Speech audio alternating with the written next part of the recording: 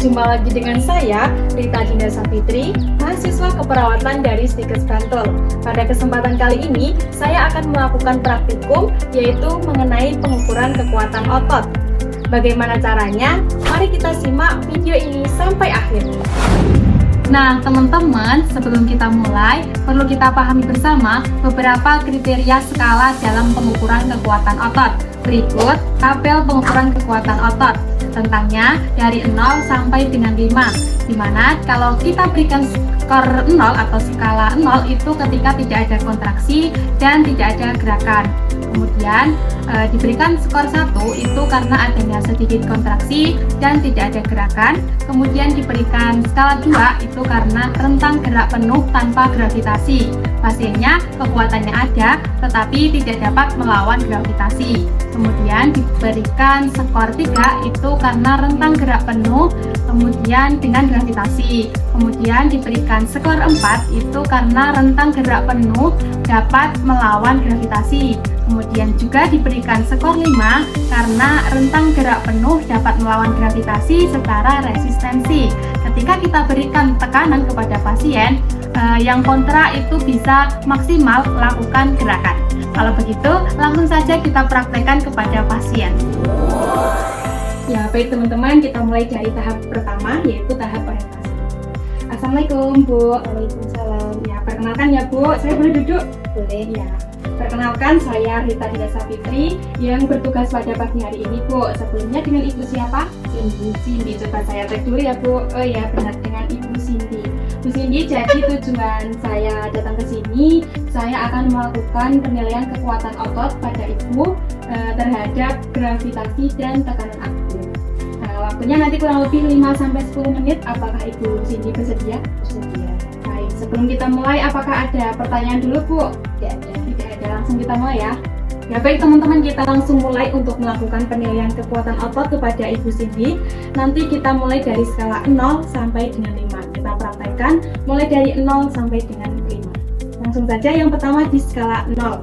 Di skala 0 ini pasien tidak dapat menggerakkan ekstremitas atasnya. Nanti kita praktekkan di tangan Ibu. Nanti kita berikan skala 0 dulu karena tidak ada gerakan. Coba kita praktekkan ya. Ibu Cindy boleh digerakkan tangannya. Nah, Ibu Cindy terlihat tidak ada gerakan di tangan sebelah kirinya. Artinya kita berikan skala 0 karena tidak ada gerakan. Selanjutnya kita masuk ke skala 1, yaitu kita melakukan perintah yang sama, yaitu menggerakkan tangan kirinya.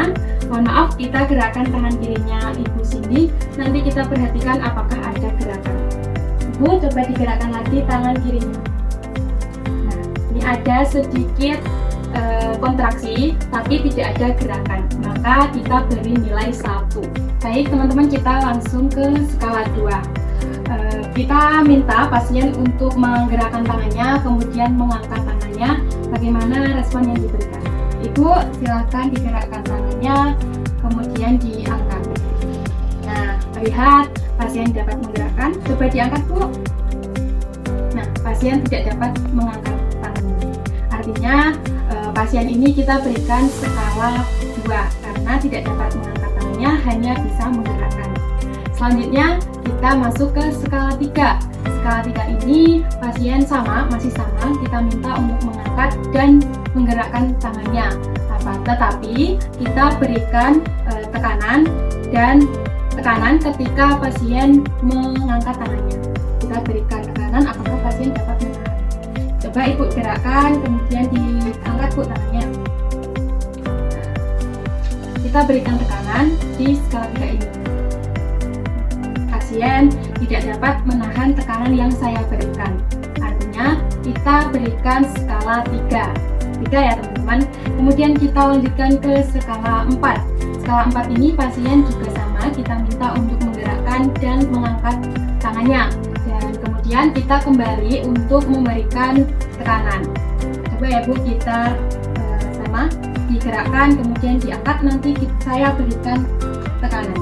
Lalu diangkat. Kita berikan tekanan ringan dulu. Apakah Ibu ini bisa menahan? Nah, kita berikan tekanan yang ringan, Ibu bisa menahan. menahan, tetapi ketika kita berikan tekanan yang kuat, pasti pasien akan jatuh, tidak bisa menahan. Coba ya Bu. Nah, ini dia teman-teman. Maka kondisi seperti ini kita berikan skala 4. Nah, baik teman-teman, itu dari skala 0 sampai 4, dan kita masuk di skala 5, yaitu skala paling terakhir, dan ini dia yang ketiga. Di skala 5 ini, ketika kita berikan perintah, itu kalau kita berikan perintah menggerakkan, mengangkat, kemudian kita beri tekanan, itu pasien dapat melakukannya, bisa menahannya. Jadi ekstremitas pasien itu normal ketika kita berikan skala 5. Coba kita praktekkan langsung kepada Ibu Cindy. Ibu Cindy, kita mulai ya Bu, coba Ibu angkat tangannya, kemudian digerakkan. Saya berikan tekanan. Diangkat Bu. Nah, teman-teman coba ya kita angkat, kita berikan tekanan, baik ringan maupun berat, pasien dapat menahan ketika di skala 5. Coba ya. Ini ringan, Ibu bisa menahan, kemudian kuat juga bisa menahan. Inilah yang dinamakan, yang diberikan skala 5 teman-teman. Normal, jadi ekstremitas atas itu dikatakan normal ketika bisa menahan tekanan yang saya berikan tadi. Begitu teman-teman. Kemudian ini untuk penilaian ekstremitas atasnya. Kalau ekstremitas bawahnya itu sama dengan yang sudah kita praktekkan tadi seperti ekstremitas atas.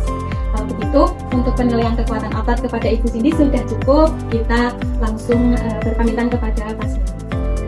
Baik Ibu Cindy, karena penilaian kekuatan otot sudah selesai, saya ucapkan terima kasih kepada Ibu Cindy. Saya pamit kembali ke ruangan ya Bu. Kalau ada yang diperlukan silahkan pencet tombolnya, nanti perawat akan langsung ke sini untuk memberikan perawatan kepada Ibu. Begitu ya Bu. Kalau begitu saya pamit. Wassalamualaikum Bu. Baik teman-teman, untuk penilaian ototnya cukup ya dari ekstremitas atas Ibu Cindy. Demikian praktikum pengukuran kekuatan otot yang dapat saya praktikan. Semoga video ini dapat bermanfaat untuk kita semua. Kurang lebihnya saya mohon maaf. Sampai jumpa di lain waktu. Bye-bye.